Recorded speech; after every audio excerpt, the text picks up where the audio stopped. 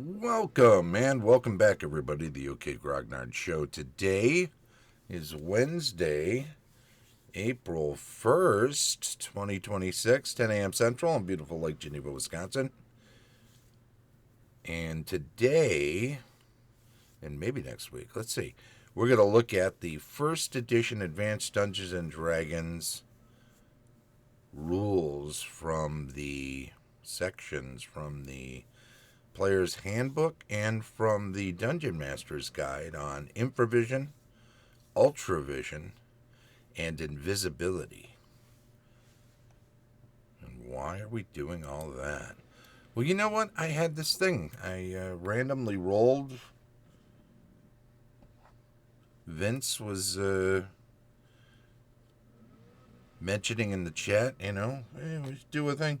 And I thought, oh, you know what? I'll randomly roll what this show would be, and I rolled up a DMG page that had the Cloak of Elven Kind on it, and it kept making references to invisibility and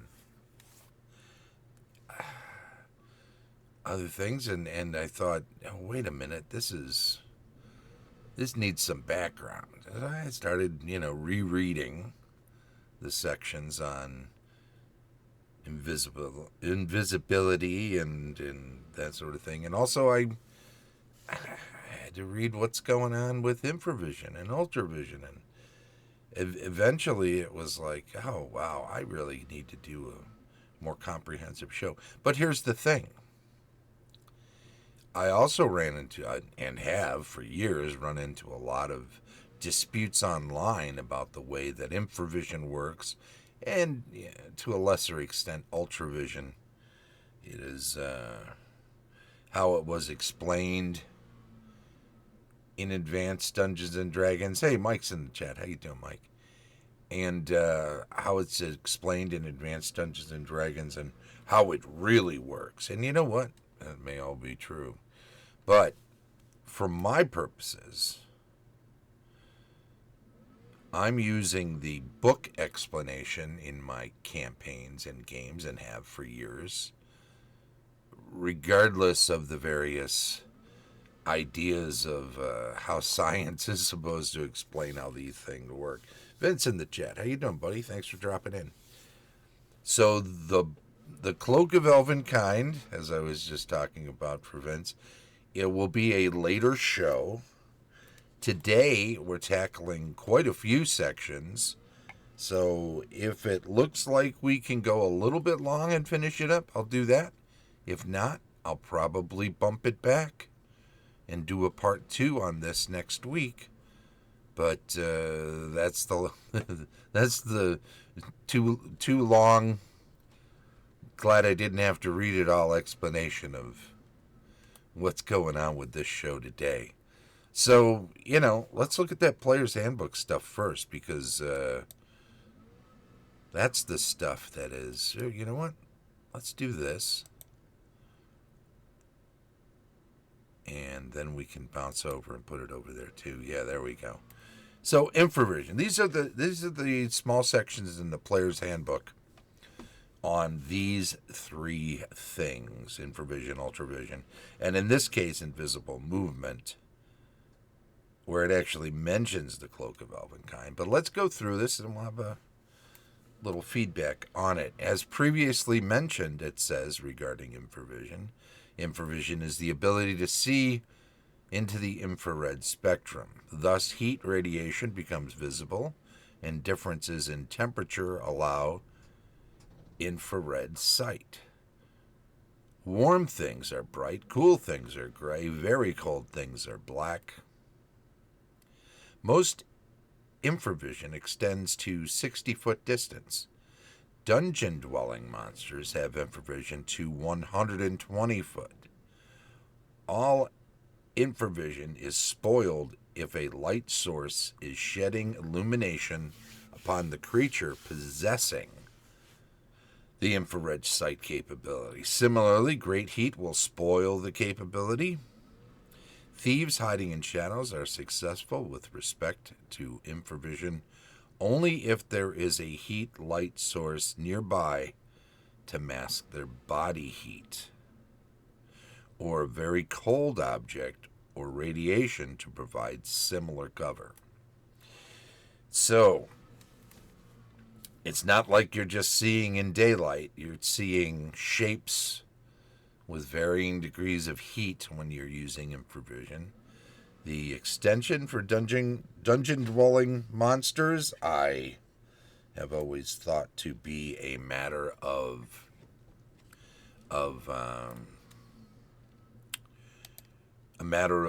them being down there, living down there constantly, and it becoming improved over someone who is most of the time in the light and has that ability, but only comes into use on occasion rather than constantly from living underground.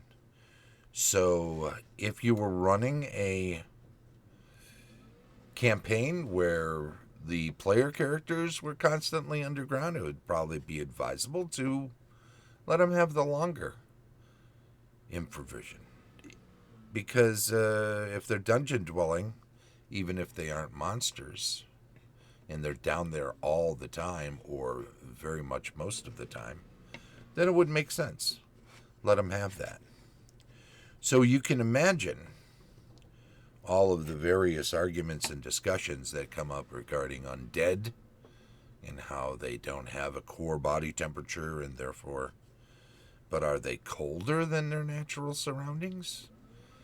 Are they room temperature if they're in a dungeon chamber, in a tomb or whatever? Does everything temperature-wise seek its own level and everything be the same? That's how I've always felt. So infravision's not going to help you with undead. And I should say most undead. There's got to be exceptions, right?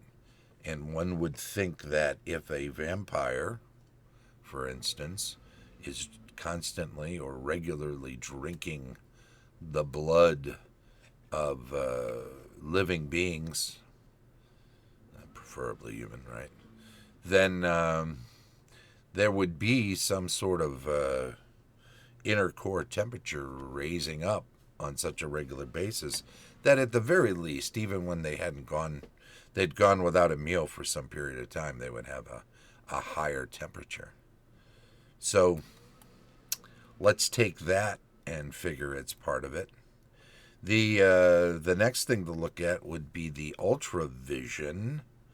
Should I jump back? Nah, we'll do all the Player's Handbook stuff together here, and that way we can divide it up that way. Ultravision is the ability to see radiation in the ultraviolet spectrum, gamma rays, X-rays. Creatures with this ability can see in normal nighttime darkness. That is, they see at night as well as a human can see at dusk because of the continual bombardment of ultraviolet radiation upon the Earth. Makes sense? That's pretty straightforward, that one. I think just describing the world as if it's being seen at dusk is the Dungeon Master's go-to for being the eyes and ears of the characters. Because ultimately, the player characters are catching your setting, your campaign world, as being facilitated by you if you were the DM.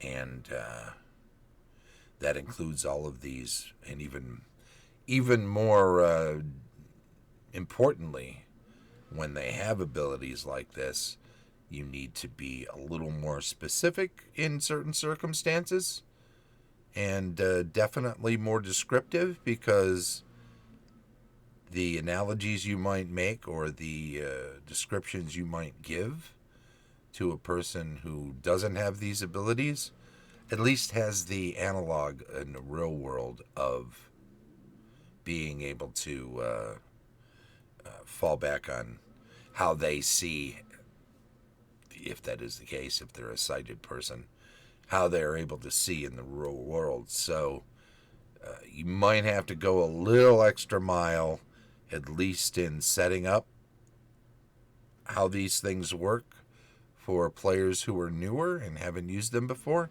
And then as they become more used to these things, as they become regular players in a campaign and in a setting, you can use some sort of shorthand that you develop with those players. Invisible movements, there's that third thing. And what do we got on that one? By various magical means, it is possible to become invisible and move about. Invisibility bestowed by a cloak of elven kind extends to what it covers. A ring or spell of invisibility offers superior invisibility.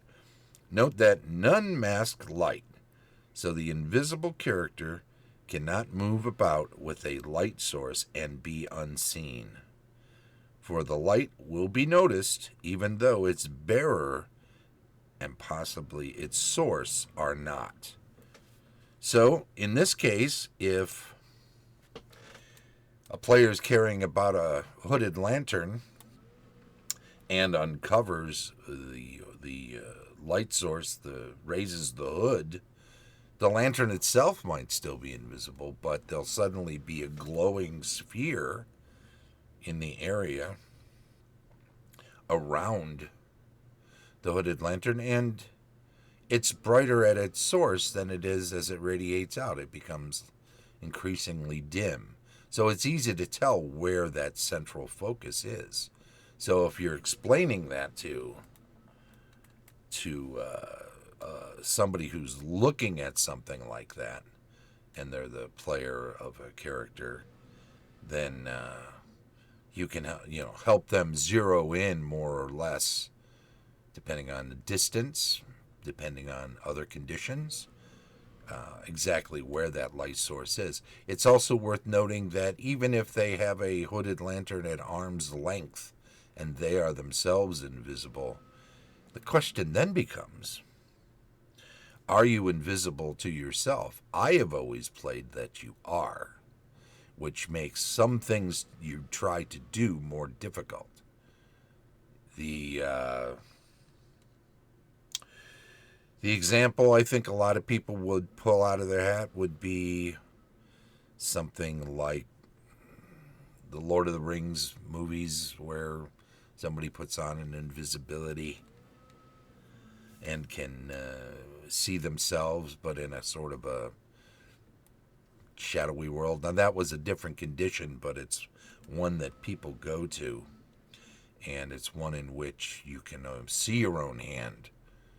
So, for instance, so you would be able to see something you were holding. These are decisions a DM has to make for their own campaign. Just be consistent with it. Make sure you choose something that players can readily glom onto and can expect in future. Or, if it changes, somebody's invisible one way for one thing, but then gets a hold of a ring of power and becomes invisible in that Lord of the Rings movie way. They notice a difference, and it is something they can then explore as having been different, and why is it different, and what is this thing doing now that makes it different. So anyway, that's all the player's handbook stuff, right? So I think well, we're already pretty close to time. You know what? We're going to get into the DMG stuff next time. We'll do a part 2. And there's quite a bit of it. There's quite a bit more than those 3-4 paragraphs that are on those 3 subjects from the player's handbook. Yeah. And you know what? I cut out silence. If you look in your player's handbook and you see there's another little section on silence, doesn't fit with this topic for what I'm exploring here. So I chopped that out of the edited that out to prevent some confusion. In any event, we'll get into the DMG stuff next time. We'll do a part 2. Maybe we'll do a part 3. That's what's so great about this show, is there's always more to explore. Don't forget, this has been the OK Grognard Show, looking at the first edition Advanced Dungeons & Dragons Player's Handbook, and Dungeon Master's Guide sections on Infravision, Ultravision, and Invisibility. This time the Player's Handbook stuff, next time into the DMG stuff. Show streams live on Twitch each Wednesday at 10 a.m. Central, and then it's archived on YouTube. Like, subscribe, follow, do all of that fun stuff. It's greatly appreciated. Leave comments if you want. And you can always support the channel, even at the free level, on Patreon. Links in the show notes, description.